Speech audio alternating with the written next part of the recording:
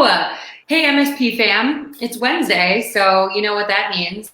Time for another episode of People Doing Cool Things. I'm Madeline Nachbar, and joining me today is the fabulous Nicole Jennings. Hey, Nicole. Good morning. Thank you. How are you? I'm doing well, thanks. I was just saying before we went online that this art behind you is amazing. It looks like you're tuning in from your house. So you're in Edina, right? I am. Yep. So you're just getting ready to go down to the store soon? I am definitely getting ready to go down there. I was kind of debating on, which backdrop would work the best. And I figured this one was like, I have the square behind me. So I'm like, I know when I'm in the center and yeah. Stay in frame. Exactly. At the store, you don't know what you would get. Totally. Well, I mean, you have 4 kids. It's probably like, I've Zoomed and Skype with so many people where like, some of the times the kids run in the background and they wave, or sometimes, pets jump up on people's lap. And like, it's just a new normal for all of us. We don't know what to expect. But so Nicole, you spin a lot of plates in your day-to-day life. Obviously, you're the owner of Queen Anna House of Fashion, the amazing women's kind of lifestyle boutique in the North Loop. You're extremely philanthropic. You're also the brains behind a company called One Posh Closet that you actually started before Queen Anna. Is that right? That's right. That's like my baby. It's one of those things that has evolved. I mean, it's grown to be what it is now. So it's like a full service luxury concierge. So we do personal styling, personal shopping, and it's just a value add to Queen Anna to just get that lifestyle.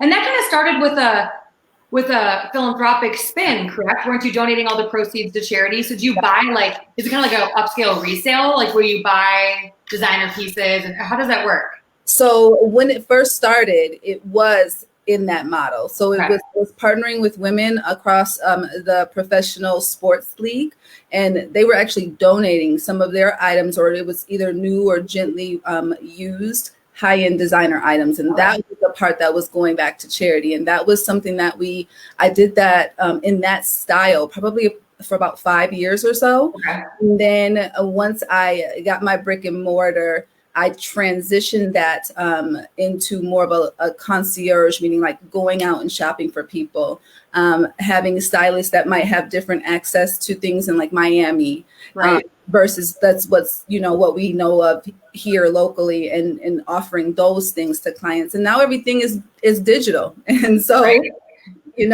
I was kind of in that digital space before digital was a thing. So, kind of been able to pivot with that, and it's been great. Totally. I was thinking the same thing. I'm like, you were kind of ahead of the curve here. A lot of people were forced to go in that direction. You already had that covered. So easier. And then not only, so you have all this going on, you're also a wonderful wife to Greg Jennings and a mother of 4. My little humans, 4, and my guy, 15 years of marriage tomorrow. Oh my gosh, Tomorrow. Congratulations. My anniversary is on July 1st, coming up. See?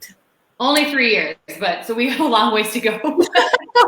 It'll be here before you know it. Trust me. I was just telling you, I have a high schooler. That I think blows my mind outside of the whole concept of 15 years of marriage, because we've been together forever in my mind. And so, but my baby, the 14-year-old, yeah. That's crazy. So anything else I'm missing? I mean, I feel like you do quite a bit. You're really involved in the community. And I want to kind of touch on some of these aspects today in today's chat. But so you opened the store in 2017, correct? Yes. Yeah. Which is crazy to think about. And the name pays homage to a very special woman in your life that you kind of hold close and near and dear to your heart. Is that your grandmother? My great grandmother.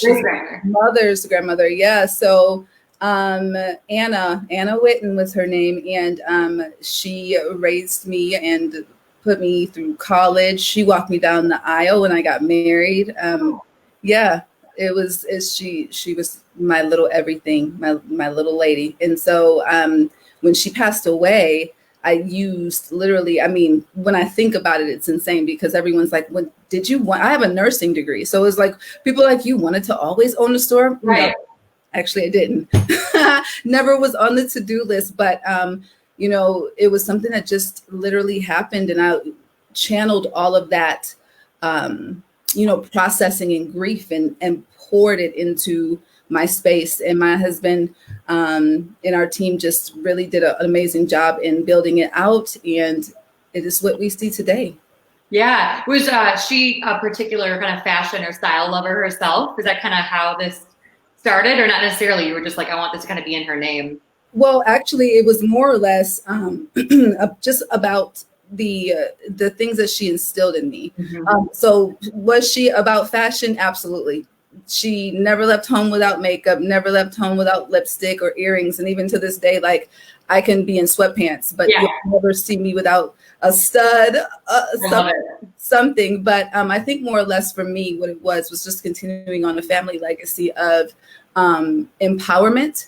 And I just kind of made it into my own and made it into me going about it the way I would need if someone didn't pour into me the way she did. So empowering women, you know, who love themselves holistically from the inside out. And then to dress the part, dress how you want to feel. And I think a lot of times we do the opposite. We feel like, oh, how do I feel today? And then get dressed.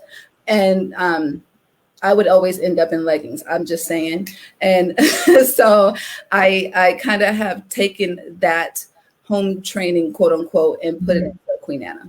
I love that. Yeah, you I definitely want to touch on that aspect as far as kind of like the store is more than just being a store and the goods that are inside. There's such a kind of a deeper meaning and what this means to you and kind of what you're wanting to bring to the community. But before we get to that, I want to ask, how are things going since reopening? I mean, it's fresh, it's new, it's crazy times. You're owning and operating a store. How are things going? It's actually going really, really well. I think that the people that come in the store for sure are people who are very interested buyers, right?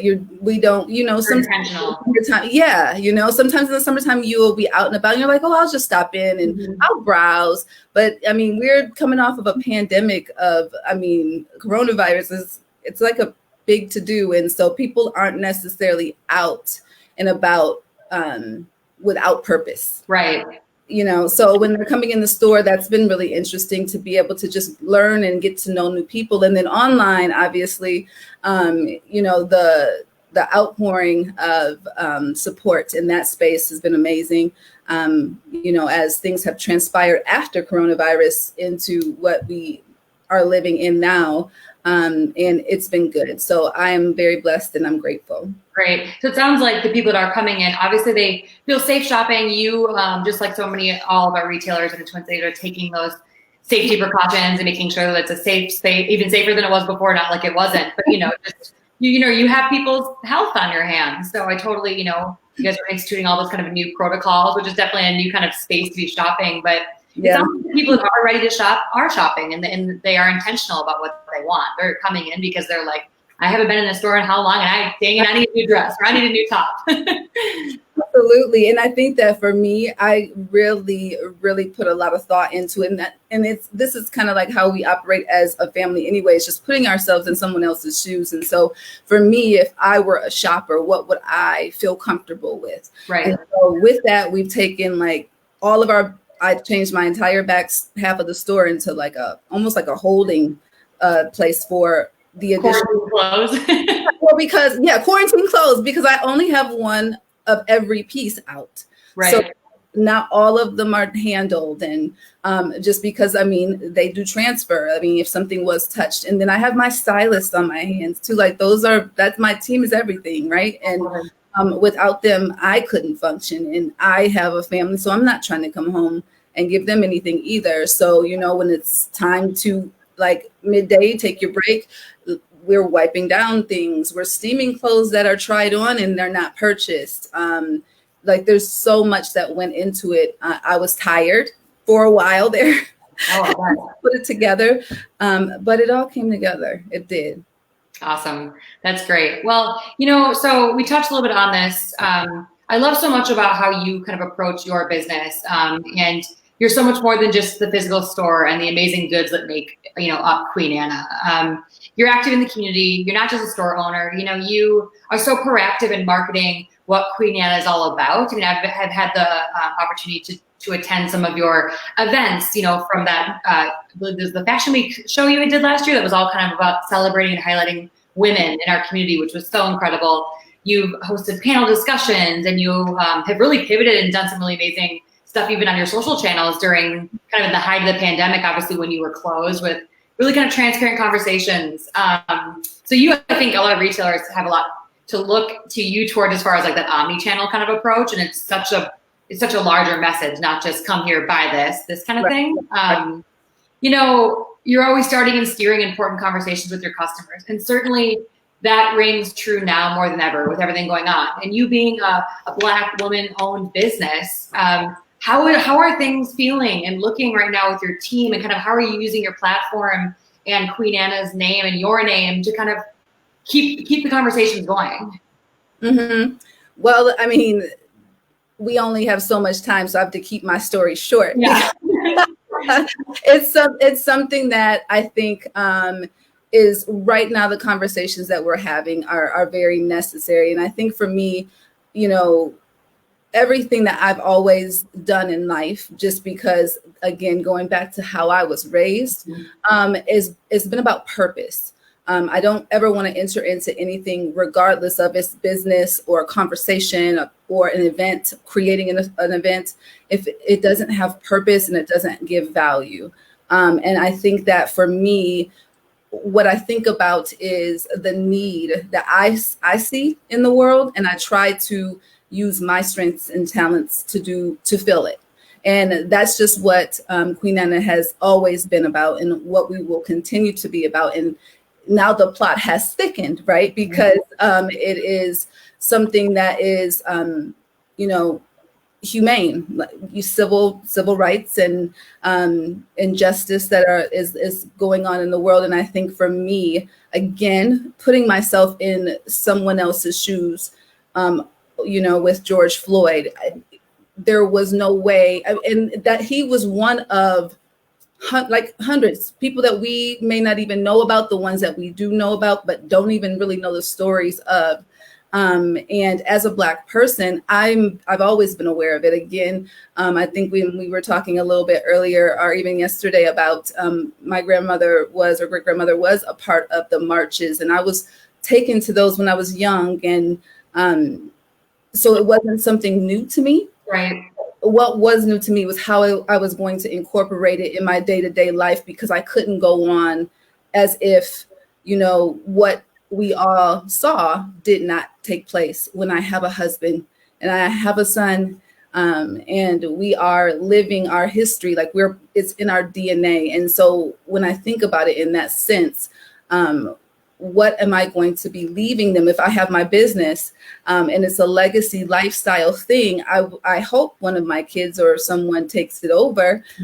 What am I leaving them? And that's where I'm positioning the business at now. Like, we're always going to stand for right is right, and wrong is wrong. And I don't care what color a person is, but to see what we saw on TV and across every platform, and to conduct business as usual just wasn't an option for me. So what we've done is taken our platforms and pretty much, if there was ever a question, we've made our stance very clear, on what we believe, and what we're striving for. And, it's done well.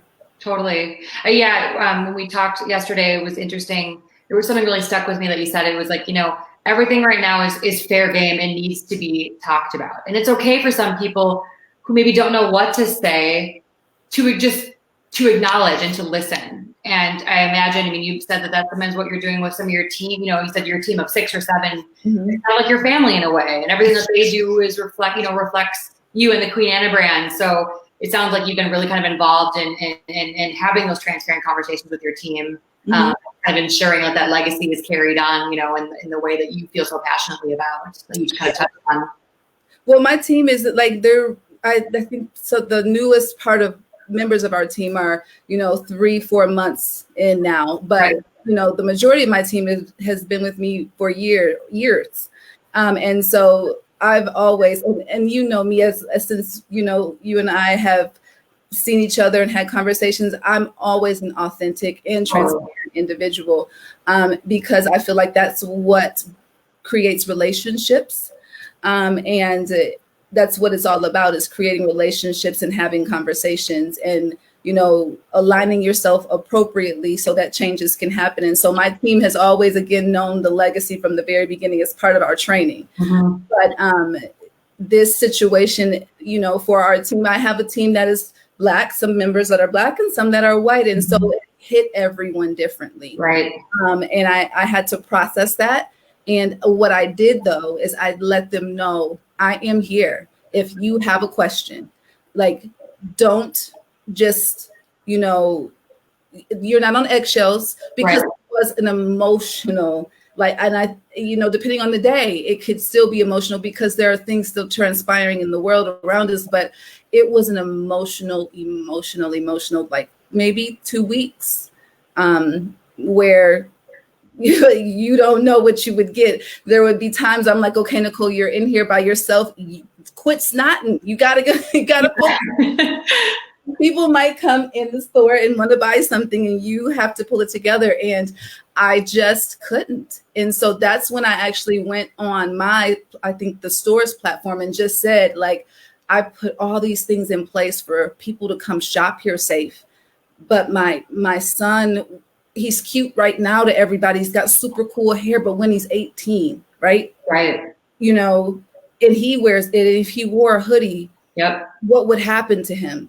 Or my husband, if he was in the wrong place, he's a big Black man, what would happen to him? And I can't fathom that I'm doing all of this in the store for women and empowering them, but I can't do the same for the people in my community. And I just couldn't as a business owner. And so I literally pivoted my messaging. We pushed pause on everything for about 2 days until I could figure it out. And then we went strong. We went strong with, how to help, resources, asking questions. I want to be that. I don't want people to be on eggshells and not feel like they can't say anything, or it's like, say something, don't say something. You're too quiet, too loud. It's like, okay, well, what do I do? Right. It shouldn't be that way. But what we should have are those dialogues and those conversations, and they're uncomfortable to have because it's an uncomfortable thing. Totally. This is not comfortable. Then it goes away and we're not talking about it anymore. And then what happens? Exactly. It's like a cycle. Right. Exactly. And I can't, as a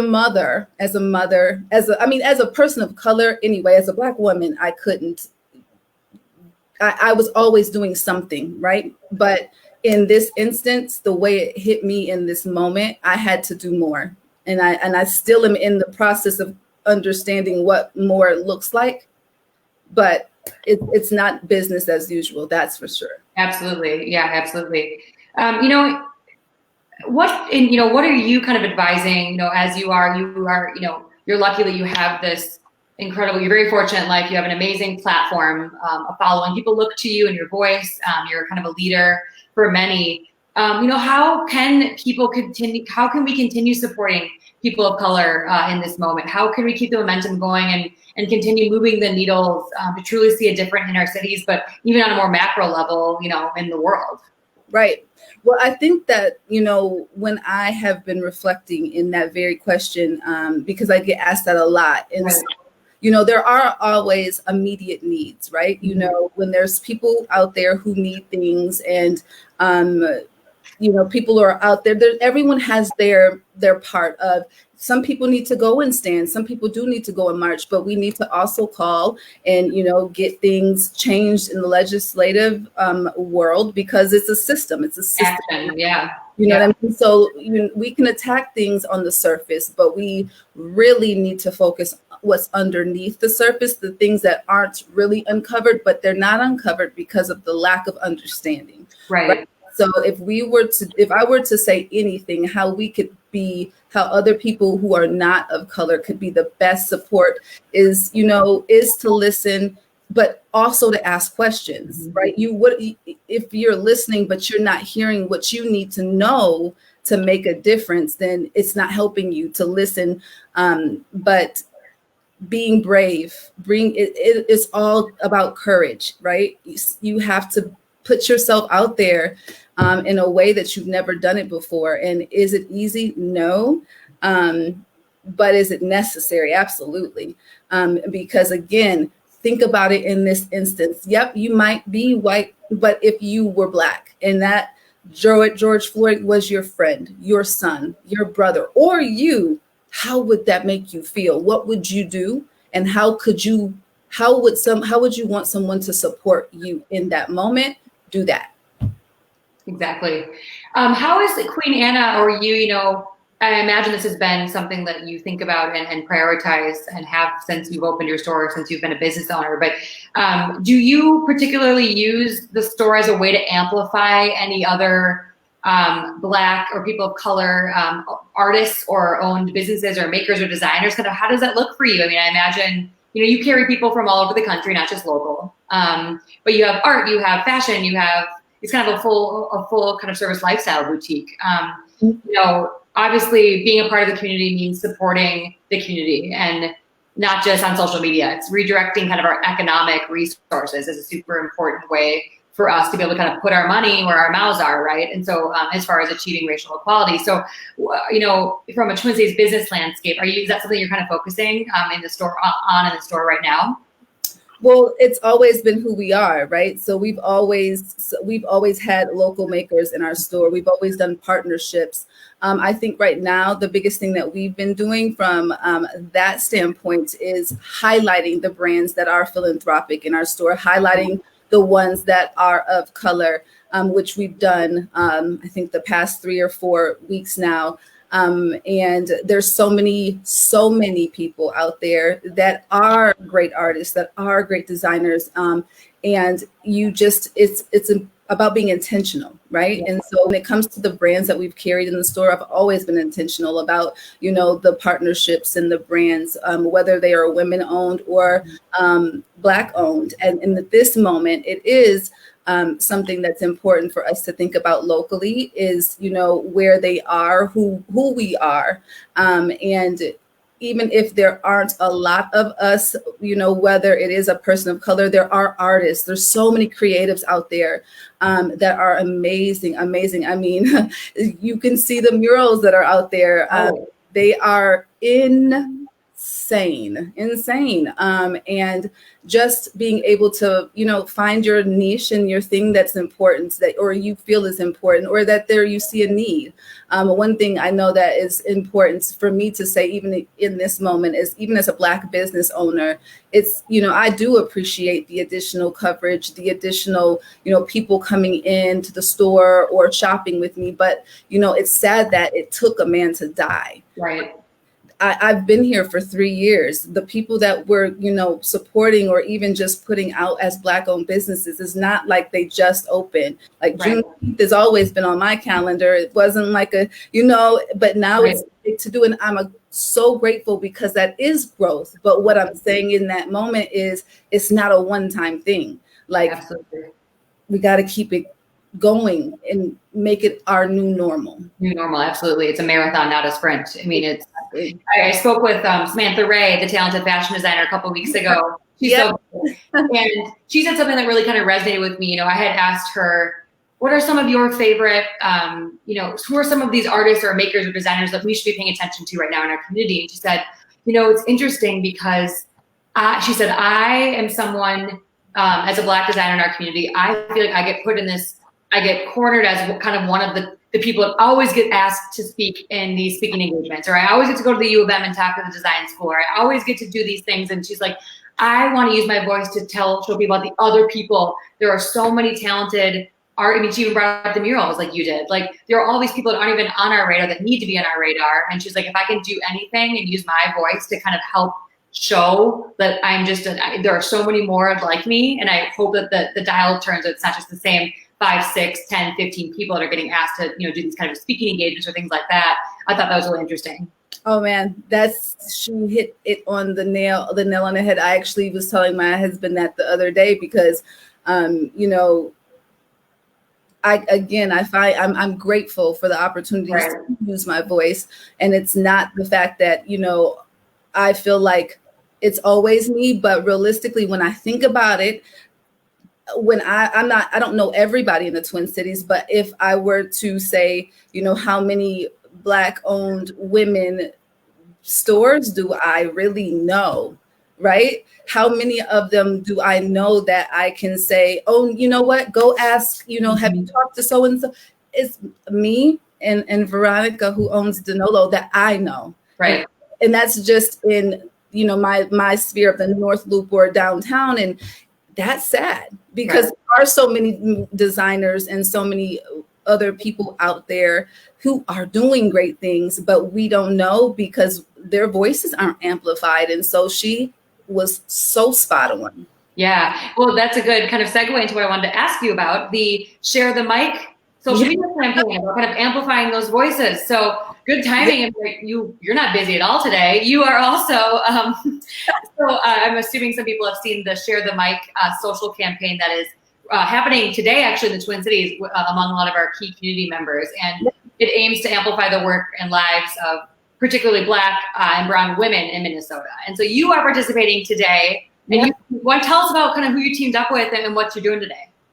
I am with Gavin Kaysen. We are neighbors. Spoon and Stable and Queen Anna are literally walking distance from each other. And so the opportunity arose, and it was something. I mean, I am not the biggest social media person on I beg to disagree. You kill it. That's the thing. I have a team, right? And my own personal one, I'm here on a weekend. And I'm like, oh, okay, let me post some things, and you won't hear from me until the following because I'm working. I'm always working. But this is an opportunity that is amazing because I get to share my story, my realities, and my truths on his Instagram feed. And I think that is, there's again, there's all these different dimensions of, thought and understanding, but there's a difference in my mind of an ally and accomplice, because an accomplice has something on the line. And I feel like, social media is such a big thing. It's your brand. It's like your digital business card. And so for him to allow me to have that space is very, very admirable of him. And is that the technical term in this sense is an ally, is what it's been deemed as. But I think that because of the fact that, social media lasts forever, you think it's deleted, it's in the cloud or something, it's always there. And I think that the fact that I get to come and tell my story on his platform and use my voice to amplify the things in the world going on that impact me and my family is huge. And I'm going to have a great time telling my story on Gavin's Instagram. That's so cool. That's amazing. So I want to ask you one last thing. So when we kind of touched base yesterday before we came on here, you said something about kind of the team, your goals for the next couple of months, and kind of the role that Queen Anna will continue to play in continuing the conversation and having these important conversations. You said you really wanted to focusing on women and spreading that idea of individuality and love and acceptance and feeling, appreciating and feeling loved as an individual just for who you are. What is that going to look like? I mean, can you give us any kind of nuggets or sneak peeks or anything we can expect coming from you and Queen Anna? Absolutely. Every month we have a different theme, but I think what I've chosen to do in this instance is take where we are in the world. And again, what I noticed and what I felt as a business owner that was missing is just the amount of love in all of it, because you can still be impactful, tell a story, make a change, but from a loving place versus one of hate or anger. And the anger part is your feelings, you're an emotional, we're emotional beings. But what I'm going to do is highlight women that are different. They are not in the box of the majority, and we're going to highlight them in their realness, and we're going to shower them with love. And so I don't want to spill the beans too much, but that's what you'll see from us. We're going to, and we're going to document it. We're going to make it into something that is not only seen just here in Minneapolis, but nation worldwide. That's amazing. That's so cool, Nicole. I think that you play such a special role in our local retail community. And you do surprise me, but you don't surprise me. I feel like you're very kind of responsive and you're so nimble and you kind of are always pivoting and coming up with creative and cool ideas. So it's really refreshing and awesome to hear. But thank you so much. I mean, you got to go take over Gavin's Instagram, so I'll let you go. But I'm really looking forward to seeing you in the store soon. And just thank you so much for taking the time out of your day to talk about these really important, topics and having these conversations with me and the magazine and our audience today. And again, everybody, make sure to follow along with the hashtag share the Mike MN social campaign happening today. And to specifically catch Nicole, her voice, jump over to Chef Gavin Kayson's Instagram and you can kind of see what she's up to today. So thank you so much, Nicole. Thank you so much. Great to see you. You too. Okay, hope to see you soon. Okay, bye-bye. Bye.